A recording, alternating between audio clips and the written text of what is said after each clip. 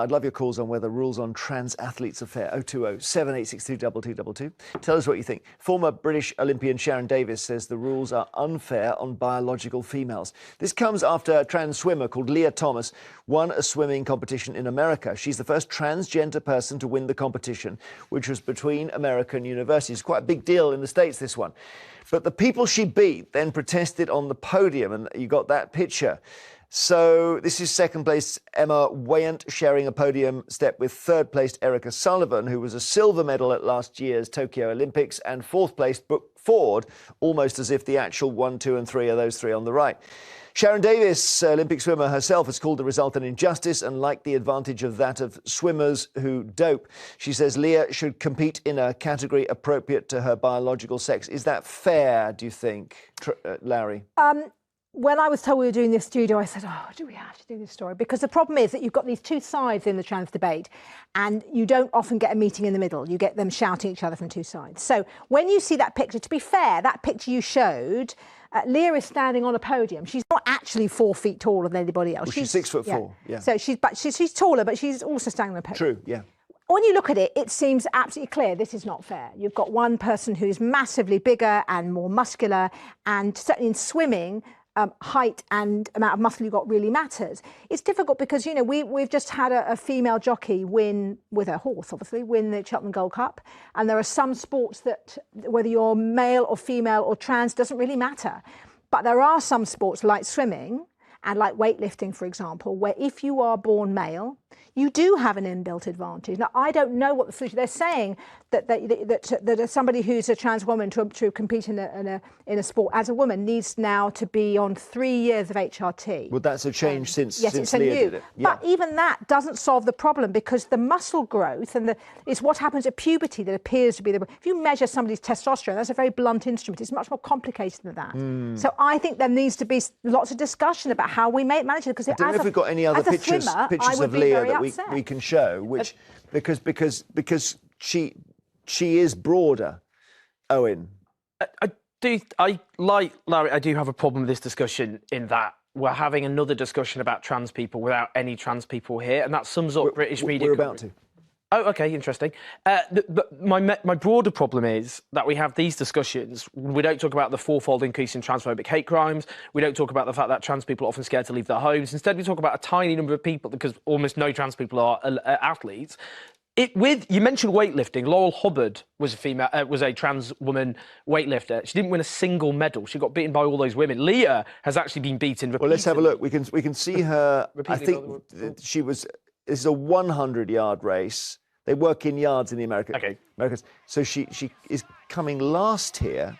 Yeah, in a woman's race. So the point about genetic differences, by the way, take Michael Phelps, who's a swimmer. Michael Phelps has long arms, he has less lactic acid, and he has more flexible joints. These are genetic advantages. Now, the other point is, this is actually, in terms of women who are what we would call cis women, that's women whose gender aligns with that they were assigned at birth, this has ended up damaging those women. Because if you take, for example, what's her name, Casta Semenya, she has a condition called hyperandrogenism. That's a medical condition where a typical female produces higher testosterone. She's ended up being excluded from sports, and this has actually affected other women in those circumstances. Let's just have. So I'm going to bring in Natalie Washington, who's a campaigner, in a second. But let's just watch if we can, the race that Lia won here. So this is. Sharon, I don't. It's confusing to me that she came last in the 100 metres of yards and first in the 500. Sharon Davis said she was clearly holding back in this race. I don't know about that. Let's talk to Natalie Washington, who is a transgender woman and campaigner for trans rights, about this. Is this just a very poor example to be choosing to discuss this issue? Is that the point, do you think, Natalie? I think part of the problem is that we do concentrate on these individual examples, and we don't look at, the greater piece of trans participation in sport. And I think a lot of it is because there's a temptation to use these individual examples to make a wider point about how trans women in particular aren't really women or whatever. Taking Lia Thomas, for example, I'm pleased you've had a little conversation about the pictures, because this is a way that trans women are often misrepresented. So Lia Thomas, for example, is actually 5'8". So she's exactly the same height as Erica Weyant, and who's on the podium with her. She's 3 inches shorter than Sharon Davis. In fact, that picture that you're showing there isn't actually a protest. So the 3 women on the right competed for the USA at the Olympics together, and they wanted to take a picture together. Lia Thomas wasn't there, so she's not in the picture. So it's a really, excuse me, interesting example of how often these little things are used to kind of attack trans rights more generally. Trans people trans women in particular, are massively underrepresented in sport. And of course, we know sport is a really important thing for social inclusion. It helps people feel integrated in their communities. It helps people look after their physical and mental well-being. And trans people and trans women in particular are really excluded from that. So actually, what I'd love to be talking about here is actually how Lia Thomas is a great example of how trans people can get involved in sport and can get the benefits from that. But unfortunately, it doesn't seem to be possible to have that conversation. So the picture that we showed there, and forgive me, I didn't know this, is 2 pictures put together, is it? Is that what's being created It's there? an individual picture. But if you look on Erica Sullivan's Instagram, for example, she's made a post on there saying what the picture really was. And the 3 of them on the right, they were separately having a picture taken together. And someone took this picture at the time.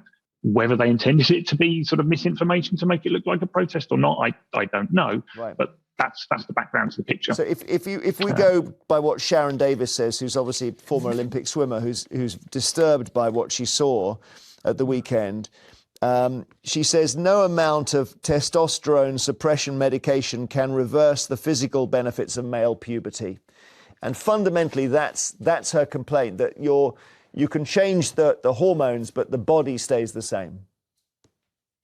Yeah, I mean, so there's a lot of research going on into this. And there has been research, and the policies that most sporting governing bodies have at the moment are either based on this research or they're based on, allowing the IOC, for example, to allow sports to go their own way now, because recognizing that, what is an advantage in one sport is a disadvantage perhaps in another sport. So it's important that they're allowed to do that, I think. But we need more research on this, of course. I know there's research. I've participated in research that's going on at the moment into that. But the science we have at the moment is telling the governing bodies that it is fair to set an amount of clinical intervention into a transition that a trans woman, for example, would have before she's able to participate. So to give you an example, my experience, so I play football. I transitioned, sort of medically transitioned and started taking hormone treatment. And it was 2.5 years before I was able to participate in women's football. Really? So, of course, if you're talking about an elite competition athlete, to be out of a sport for 2.5 years, that's career ending. So nobody's doing this to gain an advantage. Nobody's doing this because, it makes it easier somehow. It's, that advantage, as we understand at the moment, is at least mitigated by sort of medical transition. Thank you very much. Natalie Washington, campaigner with Football versus Transphobia. Really interesting. Storm, any calls on this? Yeah, lots of calls coming in. We're going to speak to Maria from Leicester first, who says going through male puberty gives an advantage. So that can't be undone, you think, Maria? No, I don't. Good morning, panel. I just think it's wholly unfair, really. I mean, before transitioning, this Lia, she was 554th in the world, and now since transitioning in 2019 is world number 1. I just think that it just seems the legacy of male puberty, as Lowri I think pointed out as well, it provides stronger muscles, bigger lungs, larger hands, a longer reach. No biological female could probably hope to match that. And I just feel it's really unfair. Oh, and that's what Sharon Davis says, is that her phrase is her hands are like paddles. Mm-hmm. Well, I mean, again, she still lost certain races. I think the problem is here is where does this end? Because, as I've said, what this will mean is you could end up going anyone with a genetic advantage, because almost all top athletes have some form of genetic advantage. What do you think of that, Maria? Including, as I've said, Casa Samania. Yeah, no, you've said that. But what happens to her when she gets excluded? Let me put that to Maria. Good point from Owen, that if you look at Michael Phelps... Yeah. He's got huge... I do totally sympathise with that point of view, but I mean, the likes of Martina Navratilova, Caitlin Jenner, as well as Sharon Davis, they want clear distinction between athletes born as women and rivals who begin life with the physical advantages of a man. I mean, it just doesn't seem fair. OK, thank you. I'm confused about why we had Caitlin Jenner and...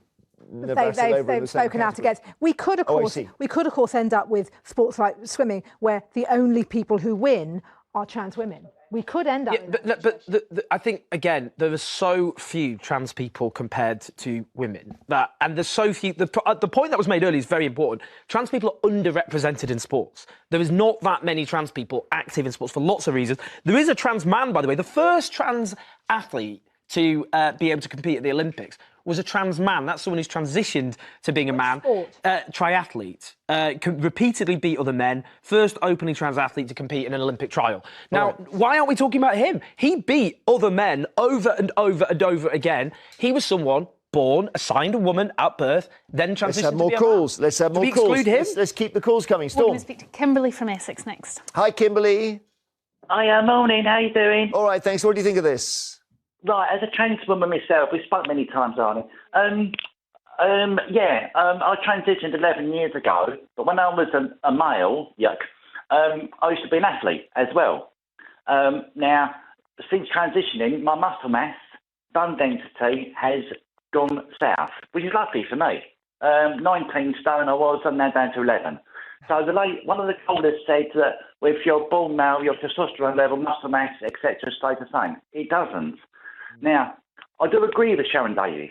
I do agree, because if you want a level playing field and you are transgendered, which denotes you have transitioned gender, a lot of people use, I'm transgendered. No, you're not. You've not had the operation. Right. So you have to have the operation to say you're transgendered. Now, this swimmer, I'm sorry, I forgot her name, sorry, I apologise. If she's actually transitioned, she is fully female, then what is the problem then of having a testosterone test to make sure she's level or comparable with the rest of the athletes? She's had HRT, but not for as long as some people would want her to have had it. That's basically it. So she's had it for a year or 2 years. They wanted her to have it for 3. Well, the HRT will not alter testosterone levels. That's it. Right. If she's still got the bits downstairs, she's still producing testosterone, which is an unlevel playing field. I see. Okay, so you'd want them to be physically transitioned to be before they could say they were. Well, you can't say you're transgendered then, can you? You can't say you're transgender because you haven't transgendered. You haven't done it. Owen? Do you see what I'm saying? Well, look, it's not for me as someone who's cis to start getting into an argument with someone who's trans, but most trans people would actually have a more inclusive definition of people who transition to being from what they were assigned at birth. But I think, again, I mean, look, my main problem with this discussion is, because we focus on these extreme and unrepresentative examples, because obviously most trans people aren't athletes. Most trans people I know want to leave the country. They think this is a hostile environment. Every day, the media's got negative stories about them. Many trans people I know are scared to use toilets. Just things like using a public toilet, which none of us would even think about. This has got so bad. I mentioned this when we were off air. I know butch lesbians who are being thrown out of women's toilets because people are saying they think they're a man, because this whole toxic debate and discussion has got so extreme and vitriolic that you have people be basically operating as genital inspectors in toilets, kicking out butch women from their own toilets. Larry, quickly. The vitriol goes both ways. The trans lobby can be very vitriolic. Trans lobby. People said the gay lobby back in the day. I mean, I just think trans people are a very marginalised minority. They don't have power in this country. We've got another story to do. Yeah, sorry. Thank you, Kimberly. Thanks to all our callers.